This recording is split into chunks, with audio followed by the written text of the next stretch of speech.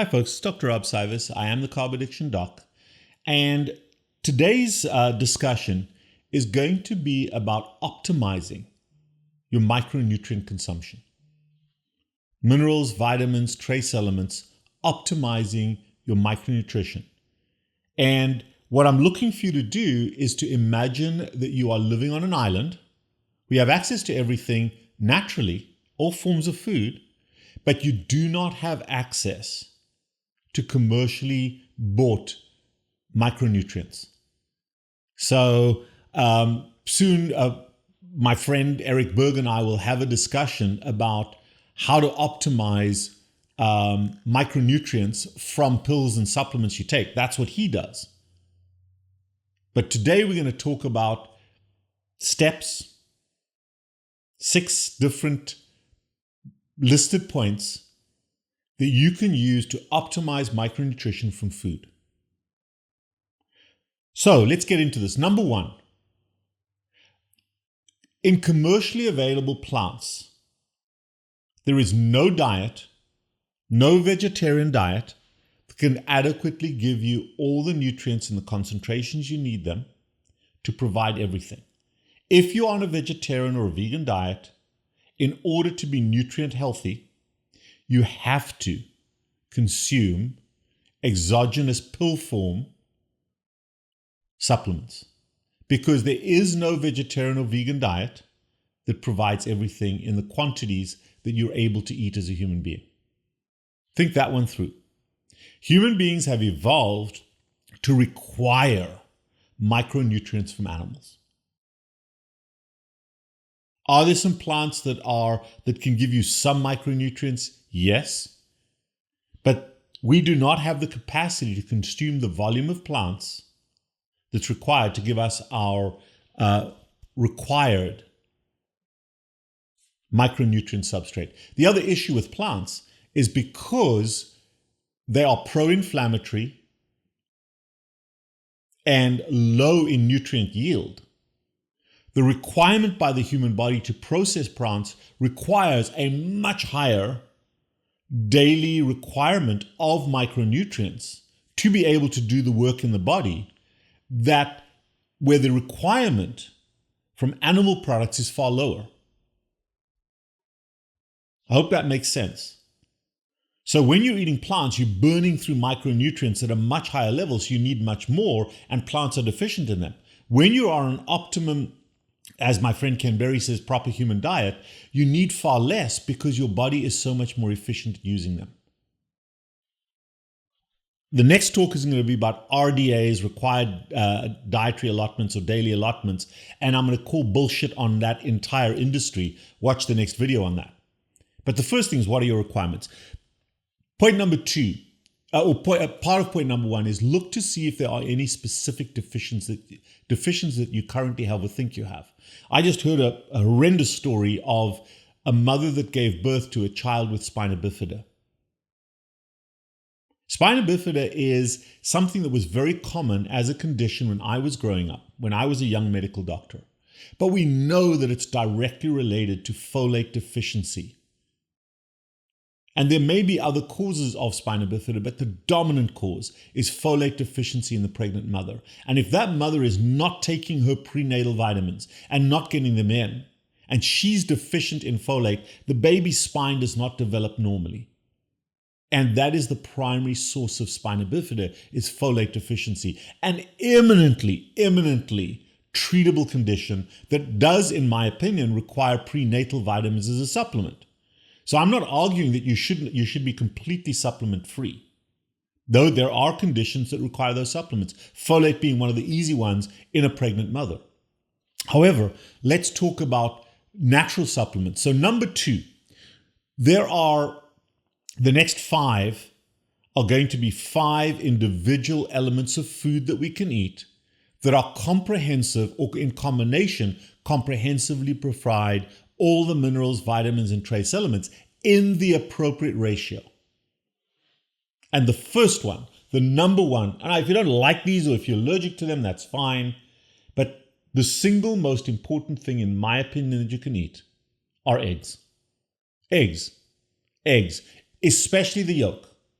Remember, the white of the egg is pretty much protein. It's albumin.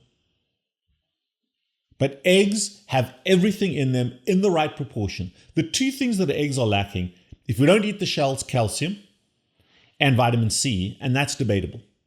But eggs are probably one of the healthiest things you can eat. How many eggs should you eat? Well, my little saying is, when your spouse or your loved ones have to pluck feathers from your back, you're probably overdoing it. Until that time, eat your eggs. But eggs are excellent. We do need to complement them with a source of calcium. So number one is eggs, and the animal that the eggs come from doesn't matter that much. And whether it's broiler chicken in a cage, or free range. Obviously, the free range are going to be better. Those eggs are more expensive. No matter what egg gets fertilized, you're still going to hatch a chicken. So the beauty about chickens is they produce healthy eggs irrespective of substrate. Yes, there's marginally healthier versus marginally less healthy, but still the eggs are a great source of nutrients. And eat what you can afford, especially in the current economy. Secondly, and this, we're just touching the tip of the iceberg on this, been demonized for a long time, and yet is one of the foundations of the recommended dietary allowances each day. Think this one through, how we've moved away from this, and yet how important this is. That is dairy products. Dairy, cheese, milk, other forms of dairy. Dairy is essential for mammalian life. No mammal exists without dairy or the substances in dairy. And we've done a pathetically poor job as human beings of creating formula because it's not based on dairy, even though we can. Separate talks on that. But dairy gives us everything, including the calcium, including things we don't even know why they exist, but they are important. For example, C15, a 15 odd chain fatty acid, that we are now discovering its importance, but it exists in abundance in dairy. Why is it there? No fiber in dairy. Do we really need fiber? Maybe not. So dairy and eggs are a great complement of each other. The only people that should not be consuming dairy are those that are allergic to it, that have a dairy protein allergy, a casein or a whey protein allergy. Intolerance of dairy is because the lactase enzyme, if not used very often, if not triggered, is in short supply in the body, but the body will recruit it. Very, very few people are truly lactase deficient genetically.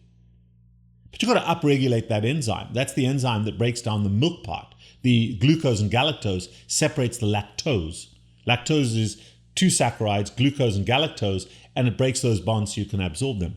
But dairy is also the only product that doesn't contain fructose, one of the few products that doesn't contain fructose, which is the worst of the three sugars. Dairy also triggers insulin very well. So dairy is incredibly valuable as a complement to eggs. I try not to drink liquid dairy except a bit of heavy cream in my coffee or tea because of the weight aspect of dairy. So if you're trying to drop weight, if you're obesogenic like I am, try to diminish the amount of liquid dairy that you drink. But the cheese, the creams, those are absolutely fine. The milk fats are excellent. The next one, point number four, liver. Liver and maybe a couple of other organs like spleen. All the other organs, the heart and all the other organs, are primarily just other forms of amino acids. It's cheaper and easier just to eat a steak. But the liver and maybe the spleen, but certainly the liver, has all of the metabolic nutrients in it that you need. I would not advocate for buying ancestral supplements in a capsule so you get your liver in. You either like liver or you don't, but do not be sitting there and say, oh, I hate liver, if you have not touched liver in the last decade. If you haven't recently eaten liver to figure out whether you still like it or dislike it, go out and do that. Plenty of restaurants that'll serve liver, doesn't matter which animal it comes from, try it. And then tell me, ew, I'll never eat this. I recently did an episode on my mother's liver pate recipe. But liver is excellent. Now remember, every time you eat an egg, you're eating a chicken's entire liver. Think that one through. But liver is an excellent source of everything. And if you are going to eat ground beef or chopped chicken or that kind of thing, you can always add a bit of liver into that mush and you won't even know that you're eating it. But liver is the third incredibly valuable micronutrient food. The fourth one is seafood. Human beings evolved out of the sea from marine animals. We grew up and we evolved along shorelines, and marine food is integral to our requirements.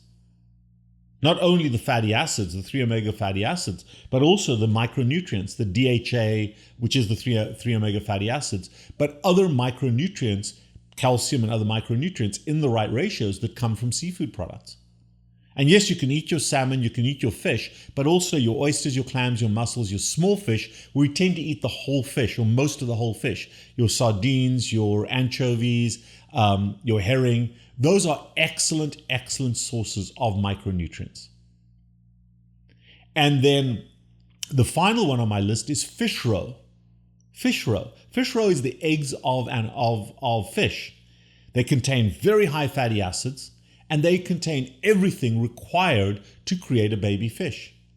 So fish roe is excellent. Now, I'm not just talking about caviar, but if you've ever been to a Japanese restaurant and you've had sashimi, which is sushi without the rice, they'll feed either the tiny little eggs or the bigger fish roe. Fish roe is excellent. A little bit salty, so you're getting your salt with it, but fish roe is an excellent supplement, and you can have a little spoon of that every now and then. There are plants, avocados, and certain green vegetables that do have micronutrients in them as supplementary, but never as standalone. But if you understand this from a micronutrient perspective, and you understand the list of number 1 eggs, number 2 dairy, number 3 liver, number 4 small fish, and number 5 fish roe, those 5 points on the list are ideal in terms of maximizing your nutrients. On top of that, if you're including salt, and I like the Redmond Real Salt, if you're including salt and you are including some minerals, vitamins, and trace elements in your food, you are optimizing your micronutrients and electrolytes. The only one that's missing there is iodine. So the fine little pearl, if you've listened this far, and one of the only supplements I personally take, is to add a small amount of iodine in a liquid form. We use Lugol's iodine, 2%. I use 3 to 4 drops per day. Even my 4-year-old son gets 2 or 3 drops in his milk each day.